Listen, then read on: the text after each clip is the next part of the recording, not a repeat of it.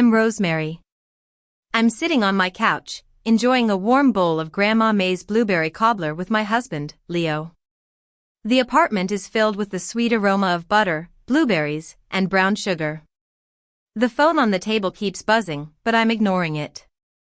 It's probably my mom, still trying to make sense of the fact that I married a billionaire.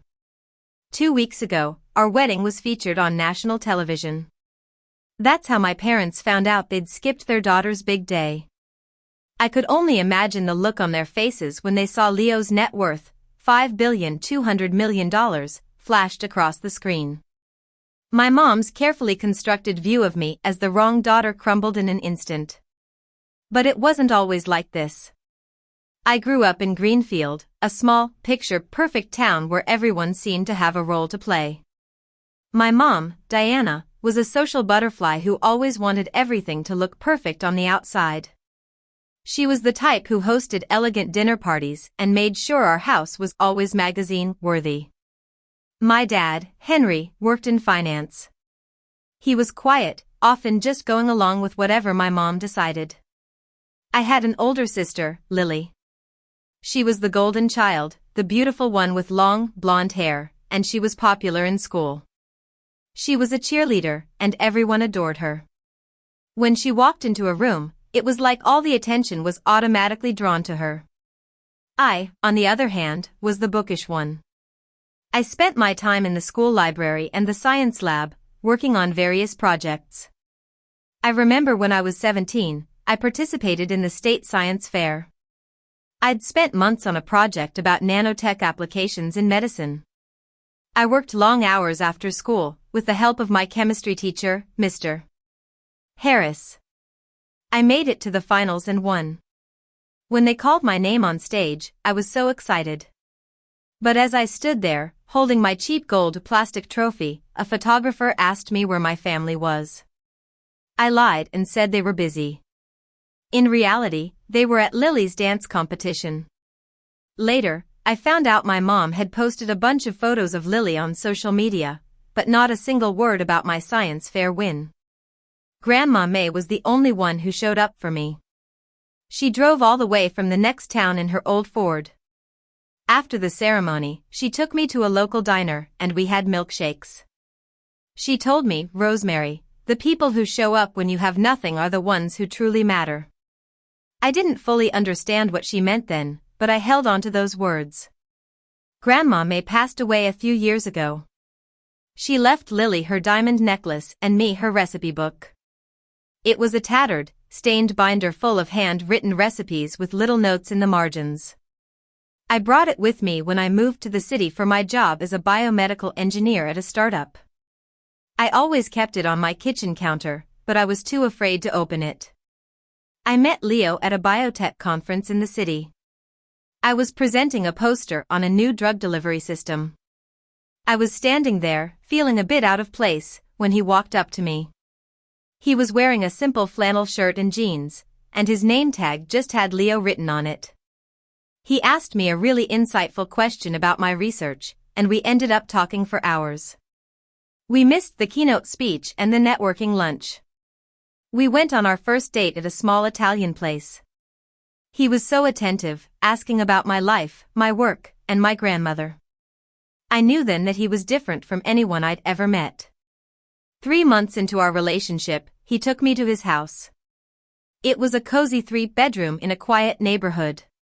There were bookshelves filled with biology textbooks and novels, and a framed photo of an older man holding a microscope. "That's my dad," he said. He was a scientist. He taught me that the work is what matters, not the money. 6 months later, he proposed. We were in his kitchen, and he made a terrible attempt at making lasagna. He pulled out a simple gold ring with a small sapphire and said, "I want to spend the rest of my life with you. I don't care about the fancy stuff. I just want to be with you." I said yes right away. Then I had to call my mom. I sat in the car for what felt like forever, trying to find the courage. When she answered the phone, she was talking about Lily's latest trip to Paris. I took a deep breath and told her the news. There was a long silence on the other end. Then she said, "That's nice, dear.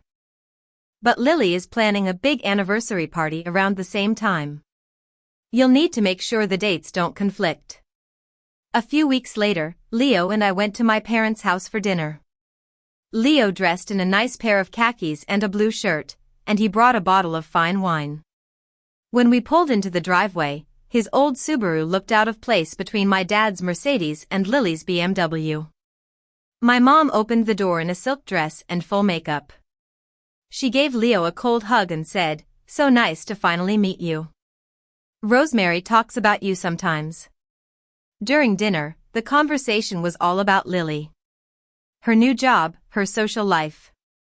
Whenever Leo tried to engage my mom in a conversation about the garden or the house, she gave short, polite answers. 3 weeks before the wedding, my mom called again. In her most concerned voice, she said, "Your father and I have been thinking. A backyard wedding with no formal planner? It's just not suitable, dear.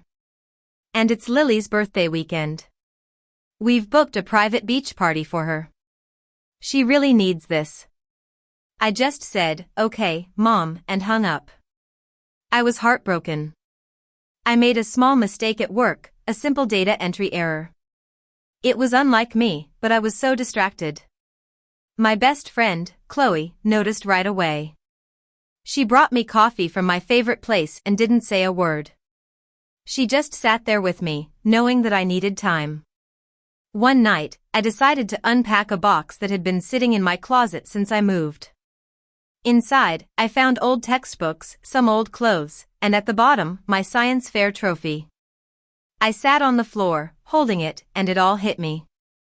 I had spent my whole life trying to prove myself to my parents, but they never really saw me. Then Leo came in. He didn't say anything. He just sat down next to me and put his arm around me. After a while, he said, "My dad used to say, you don't owe anyone a version of yourself that makes them comfortable." The next day, I opened Grandma May's recipe book. The first page was for chocolate chip cookies. There was a note in the margin that said, "Too much salt and they're a mess. Life's the same way." I turned the pages slowly, and each one had a story, a piece of wisdom from Grandma May. At the back, there was an inscription. "For Rosemary, who is extraordinary just as she is. Cook something wonderful and enjoy it." I decided then that I was going to have my wedding in the backyard, with or without my parents. Chloe and I planned everything quickly. We didn't have any arguments about the details because we were just focused on making it a celebration of love. On the day of the wedding, Leo's friends showed up early to help. There was Jake, his college roommate who now ran a successful tech startup. He was up on a ladder, hanging fairy lights. And there was Sarah, his business partner. She was arranging the flowers. I got dressed in a simple white dress that I'd made myself. I used a piece of Grandma May's old apron as a lining in the pockets. When I looked in the mirror, I didn't see the wrong daughter anymore. I saw a woman who was taking control of her life. At 3 p.m., I walked down the aisle alone. There was no father to give me away, but I didn't care.